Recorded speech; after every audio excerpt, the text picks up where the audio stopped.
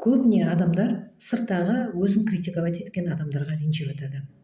Сізді критиковать еткен адамға сіз ешқандай да ренжімеңіз.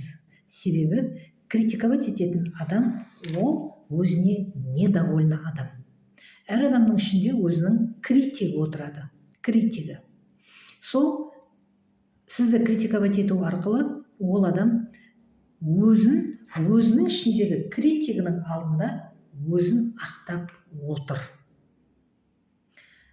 Сондықтан да критиковать еткен адам оның өзінің ішіндегі критик, оны критиковать етеді. Ол барады сырттағы адамдарды критиковать етеді. Сондықтан да тағы да айтамын, критиковать еткен адамдарға ренжімеңіздер, оларды түсініңіздер. Олар өмірге недовольны, өздеріне недовольны адамдар.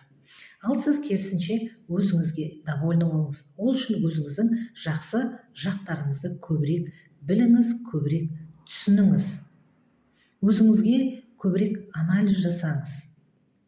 Жалпы негізінде Бог не создает мусор. Бұл өмірде барлық адам өте жақсы, Алланың көркем жаратылысы. Біз тек қана сол өзіміздің бойымыздағы көркем жаратылысымызды өзіміз көре алуымыз керекпіз, өзіміз сезе алуымыз керекпіз. Сол кезде бізді сырттан ешкім де критиковать ете алмайды.